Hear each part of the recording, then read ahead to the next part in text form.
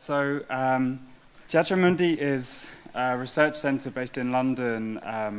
It was created by Richard Sennett, sociologist, urbanist, in 2012 as an academic research project, but we actually become an independent centre. We operate as a charity, and we operate in a lot of ways that kind of are not what you would call academic, and one of those is what I'm going to show you today. But the centre itself stems from a kind of problematic in urban design, which I hadn't thought about in these terms, but kind of linking it to the topic of today's symposium, could be described as the problem in urban design of designing the precarious elements of public life. So, for example, the voices, movement, rhythms, ideas, narratives, all of these things which form part of our experience of being together in the public realm in cities, but are very difficult to work with from the point of view of architecture. So we aim to stimulate collaboration, thinking together between architects, urbanists, urban planners, engineers as well, but then with artists, particularly performing artists, choreographers, dancers, musicians, but also writers and filmmakers, to look for crafts, concepts in those other practices that could really help stimulate urban design. I want to talk to you today about a project, and I'm actually going to have a film playing in the background while I do, and then step back a little bit and kind of allow us to watch the film to get an idea of this project and then talk a bit more about it at the end. But it's part for us of an ongoing investigation into the idea of sonic urbanism. So thinking beyond how the city sounds to really then rethink how urbanism, its epistemology, its way of apprehending the world around sonic concerns, around the way we communicate through hearing, around temporal design, around designing rhythm, for example, and around the voice as a way of being in public. And the project Voix, which I showed you, is a performance project that stemmed out of a series of workshops that we convened at the Fondation Maison des Sciences de l'Homme in Paris, which brought together the kinds of people, you know, musicians, sound artists on one side, for example, and then urbanists on the other, and really wanted to map out this terrain. This is often how we start projects, bringing people together to kind of think and do things together to then start to see what the possibilities are. And we had the luck to do the first of one of these workshops in an incredible site in Paris called Chapelle Charbon, which is an old coal depot, one of the last great friches industrielles in Paris, that's just been bought by the city of Paris from SNCF to be turned into a new public park. And it's an incredible site, partly because, you know, any great space is a kind of space of opportunity like this, but particularly, and it's invisible to its community at the moment. It's inaccessible, but we also noticed that it was silent. You know, an industrial space which is in use but inaccessible still makes a mark on the mental landscape of its community by being audible, but this is also empty of sound. We did our first of these workshops here with an incredible opera director called Alexandra Lacroix, who led an exercise trying to explore this space through the voice, so mapping its distances from how far you could hear one another, by using our names as ways to kind of mark our presence in that space. And to activate the space sonically by kind of bringing its materials to life by playing it. And we were thinking, as it becomes a public park, is just making a new space enough to create a new social life when this space has been completely absent from the minds, from the lives of its local inhabitants? So our project was to kind of animate this space acoustically in a way that would mean that we could create a performance in the new site as it opens in 2020 as a public park that would help kind of stimulate this new social life, and to kind of capture some of this incredible acoustic space that we discovered in the site as we did a workshop on it. So we really wanted to not just use this site as a backdrop to performance, but to perform the site, to find out what kinds of ways of sounding, what kinds of ways of moving were generated by this site that were unique.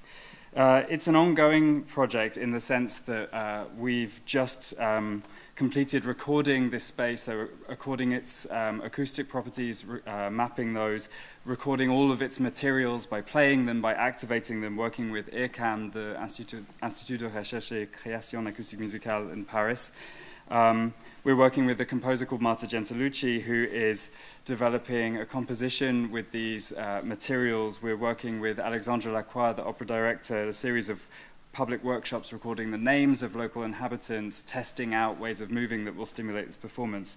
But what I want to show you today is essentially a kind of test version of this performance we were able to create in a temporary park that's alongside Chapelle Charbon during the period of its transformation, created by the landscape agency Tactic. And we were able to work during the creation of this temporary park as well to kind of test out this process, recording its materials, recording the names of its local residents. And kind of, you know, the hypothesis is whether we can use performance essentially to design ways to inhabit this space as it kind of reopens as a new public space. So as I said, I want to kind of leave us for a few minutes to watch this performance, watch some of this performance, and then I want to say a few words after about how I think performance can be a kind of urban design that's fragile, that kind of doesn't necessarily leave a physical mark, a concrete trace as a kind of space, but actually not just symbolically, but kind of materially changes the way that people inhabit and live in that space. Just to say, you can watch the whole of this film and also an essay that kind of develops these ideas, these few ideas further that I want to mention, a website which I can't show because the film is playing, but Voix, voixs.fr, so you can kind of see the film in full. So, as I say, I want to just... À l'origine, surnom de chef de guerre.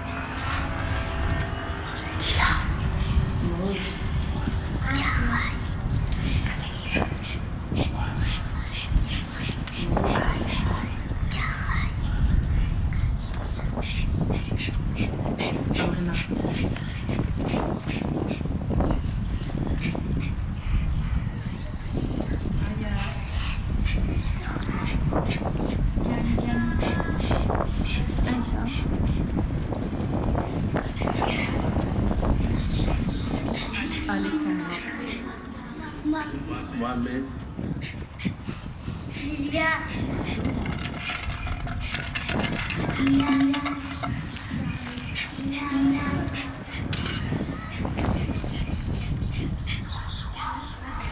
Benoît. voir. Julian.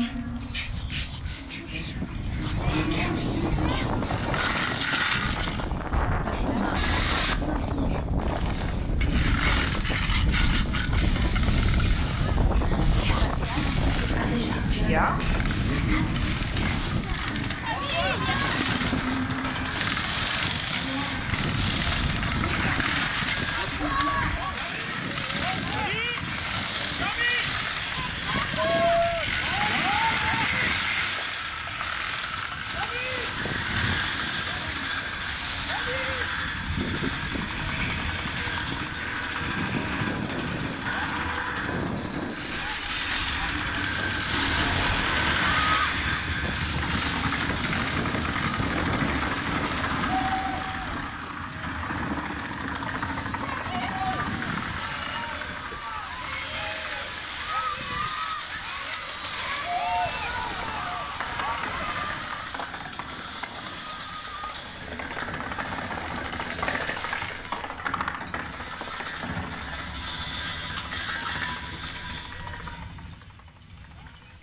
I have to carry on over the film because we won't have time otherwise. But I would love for you to all see the film in full with good headphones on. But I just want to say a few words about what performance can be as a kind of urban tactic in a way. So I think of performance as a temporary social situation in a space. It's an arrangement of bodies, which therefore is also an arrangement of space. So the benches in this park become theatre seats. Intimacy is created by kind of whispering, and that seems to shrink the space. But then you can expand the space by shouting. We start to hear voices coming from the surrounding rooftops. So we can actually change the scale of a space that people are inhabiting by the kind of scale of sound that they're hearing. The space itself isn't actually changing, but the way that it works is being changed, and the links between objects within that space are being reformed through oral and audible communication. So revealing things and objects, revealing what objects in that space can be, and revealing usefulnesses of them without actually changing their physical form.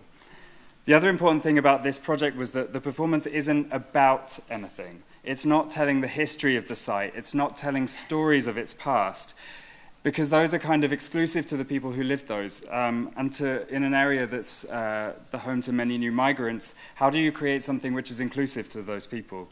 We wanted to create new memories by making that space speak, by kind of hearing its materiality in new ways. In other words, we wanted to use the space as an instrument, a musical instrument, or as a tool for making sound, rather than as a kind of finished product, a recording to listen to. So in a way, I think it has some of those same principles of open-endedness that we've been hearing about earlier, as opposed to a recording and that you simply sit and listen to. I also think it's important to think about performance acting on the invisible. So where is the kind of lasting change that comes from a performance? It's not carried in that site. Once it's over, once the event is over, all of that disappears. All of that material, all of that acoustic material, all of that bodily practice in that space disappears. But could performance be a way to redesign our bodies in a way, consciously, redesign our habits of being in a space? So in a sense, hopefully this performance kind of lives on in the bodies of the performers, including the young children who took part in it, as new skills carried in their own selves as ways to relate to their environments. Rather than kind of investing in the space itself to kind of fix it for a certain kind of use, for a certain aesthetic, we invest in the kind of bodies of its users through developing performance. And then finally, the idea of the voice as a way to be in public, using the spoken name as a way to represent yourself, kind of resisting the impulse always to be made visible and be judged by visual cues, which I think becomes particularly important as debates rage in Europe around whether people have the right to cover their bodies and cover their faces in public. I think this kind of performance based around the names of local residents argues for the name to kind of, the spoken name to be a symbol of someone's presence in a space, but also by calling names, by calling out those names, we also kind of invite symbolically the subjects that those names represent into those spaces, into that space, therefore kind of claiming ownership over it for the people represented by those names. And as we kind of think about what this, this is really just a kind of test performance, as I said, for a much larger scale project in the same kind of format in Chapelle Charbon in 2020. But we also want it to go beyond that, and not as a kind of fixed set of actions that you export somewhere else and re-perform as you would a ballet that tours, which is judged on its ability to kind of replicate a very precise set of movements that are analogous in every performance, but rather to develop a score or a method as a way to play other sites and therefore make them audible, kind of make them a part of their community's kind of mental maps and a part of their physical habits. And again, seeing this score as a kind of very open method. A score is something a musician can take and interpret, whereas a recording is something you can only sit and listen to. So this is our idea, to develop this kind of method and to use it to play other sites, perhaps here in Liège in the next triennial, and elsewhere as we look for. I was hoping this would time just so that we were at the end of the film, but it's got a little while to go. But I ask you to have a look at the site voir.fr and to kind of look at this in more detail. Thank you.